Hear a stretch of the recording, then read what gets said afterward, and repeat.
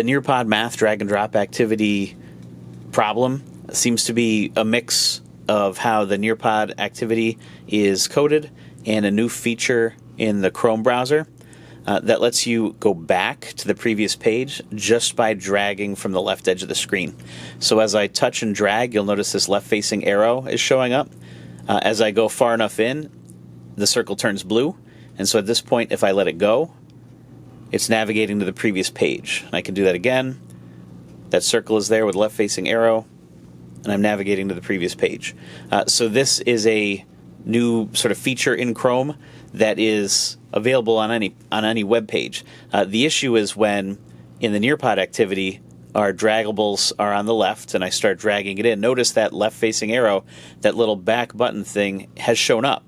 And as I go and drag this to where I want it to go, and I place it, now that did a back button. And this is what the students are experiencing, right? Is it's like kicking them out, like it's crashing or it's kicking out.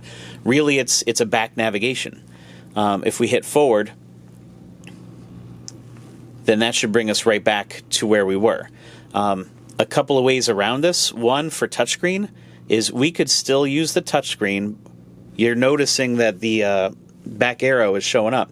But if I just tap Control on the keyboard, so I get this where I want it to go, I tap Control, that little back arrow thing goes away.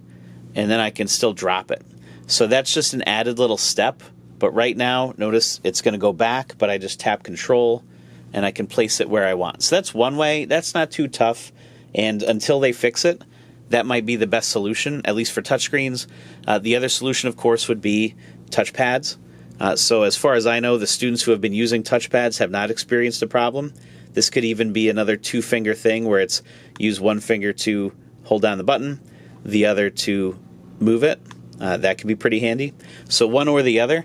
It seems like we can consistently avoid that kick out or crash type behavior that we were worried about, as long as we watch out for that back button navigation until the Nearpod people have this figured out. Hope that's helpful.